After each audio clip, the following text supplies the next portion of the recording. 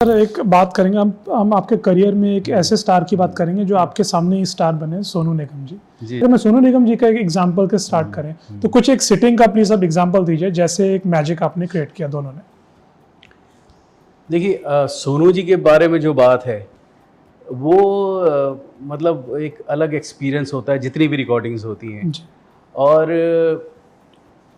उनके बारे में मतलब इतनी सारी चीज़ें हैं, लेकिन मैं उनके जो ख़ासियत है जो जो मुझे ऐसा लगता है कि वो ख़ासियत मैं कह सकता हूँ कि बहुत जगह मुझे नज़र नहीं आती है।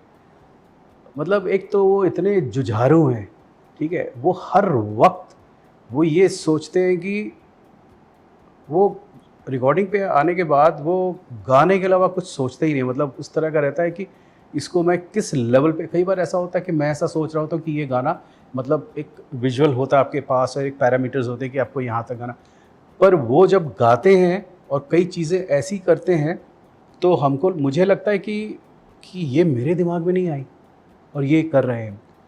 सो इतनी परफेक्शन होती है, इतनी परफेक्शन होती है। हाँ, उसके साथ साथ एक और चीज़ है, जो सेशंस होते हैं रिकॉर्डिंग के हमारे, वो ऐसे होते हैं कि वो आते हैं रिकॉर्डिंग पे और हम लोग पहले एक डेढ़ घंटा बातें करते हैं और बातें म्यूज़िक की नहीं हो रही होती, इधर उधर की बातें चलती हैं, कुछ ना कुछ बातें बैक ऑफ द माइंड है, गाना उनको भी पता है। और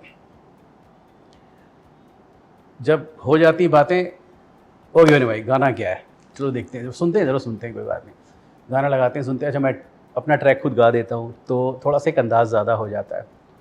सो गाना सुनते हैं, ठीक, माइक पे जाते हैं, कोई बात नहीं।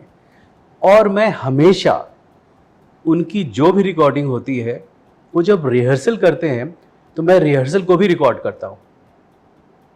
और कई बार ऐसा हुआ है, कई बार मतलब आप समझ लें कि मोस्टली ऐसा हुआ है कि उनकी जो रिहर्सल्स हैं, जो रिहर्स कर रहे हैं, मैं टेक कर लेता हूँ उसको। मैं बोलता हूँ मुखड़ा हो गया, अंतरी पे जाएंगे, ठीक, आप यार श्योर, ऐसा नहीं है श्योर।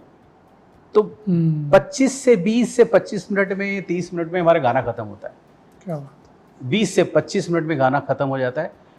और वो इतने इतने ज़्यादा मतलब एक मतलब उस गाने के अंदर वो डूब जाते हैं, जो भी कॉम्पोजिशन होती है, क्योंकि हमने एक सिंगर के लिए गाना बनाया हुआ है, ठीक है। सो वो सिंगर उतनी ही खूबसूरती से उसको गा दे अगर, ठीक है ना। और इससे भी ऊपर एक चीज़ होती है कि वो इससे भी ऊपर गा दे कि आपकी एक्सपेक्टेशन ही नहीं थी वो, और उन्होंने वो गा दिया।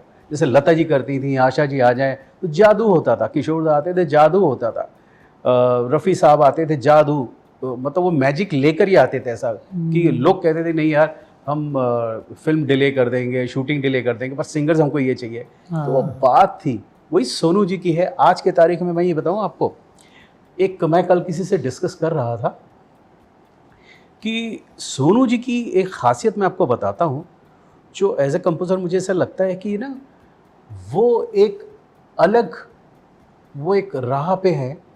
और वो जो है कि हर एक सिंगर बहुत अच्छे, सब बहुत ही मतलब बहुत अच्छा गाते हैं, सभी बहुत कमाल है। एक जगह है जो लता जी, किशोर दा और आशा जी, इन लोगों ने मास्टरी की है उसमें, वो है उनकी पिचिंग, ठीक है। कि वो जो एक एक श्रुति भी उनकी, वो सिर्फ पिचिंग के लिए रिटेक करते हैं। और बहुत से सिंगर, मोस्टली आज के सिंगर जो है वो तो ऑटो ट्यूनर लगा के या कुछ भी वो जो सॉफ्टवेयर्स हैं उसमें लगा के, थोड़ा बहुत 19 भी सबका होता है, 18-20 भी होता है, 15-20 भी होता है, ठीक है। ये जो हैं, ये पता नहीं कौन सा रियाज करते हैं, क्या करते हैं। ये मैं इनसे, मेरी नेक्स्ट जो मीटिंग है तो उसमें मैं इनसे ये पूछने वाला हूँ कि ये मेरे को थोड़ा बता दीजिए कि आप क्या करते हैं। कि आपको मैं बताऊँ तो कैसे पता लगता है ये, सिंगर जब भी कोई ना स्टेज शो कर रहा है जी, आप उसको रिकॉर्ड कर लीजिए, ठीक है। रिकॉर्ड करने के बाद उसको घर जाइए और घर जाके उसको सुनिए, तो आपको वहाँ पे पता नहीं लगता। अकूस्टिक डिफरेंट होते हैं और एक ऑरा होता है डिफरेंट हर शो का, और सब कुछ है, लाउड होता है, सब कुछ बज रहा है, सब मिक्स्ड है सब कुछ। आप उसको लेके घर पे जाइए, घर पे जाके सुनिए उस सिंगर को, ठीक है ना। तो आपको पता लगेगा कि कहाँ कहाँ मतलब थोड़ी एक्सीडेंट्स हुए हैं, ठीक है। तो ये एक ऐसे सिंगर हैं, क्योंकि मैं इनके लंदन में भी शो देखता रहा हूँ, मोस्टली मैं इनके सारे शोज में जाता हूँ।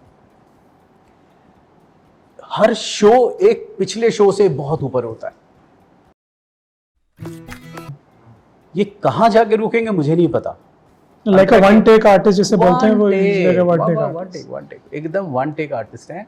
और वो सोते जगते खाते पीते, वो सिर्फ उन्होंने अपना एक स्पेस बनाया हुआ है, वो उस स्पेस में ही रहते हैं। जो मुझे ये बहुत डिफ़िकल्ट टास्क है, मैं आपको बताऊं, मैं भी इसी संसार में रहता हूं और मैं भी कुछ हद तक जो है मैं कई सालों से इस जो एक फॉर्मेट है उसको मैं फॉलो करता हूं, तो बहुत डिटैच्ड होके मैं रहता हूं और काम भी यही करता हूं और डिटैचमेंट भी है। बिकॉज आप अगर डिटैच कम्प्लीटली नहीं होंगे तो आप ये सेवा नहीं कर पाएंगे। आप म्यूज़िक कर रहे होंगे और या लिख रहे होंगे या पेंटिंग बना रहे होंगे,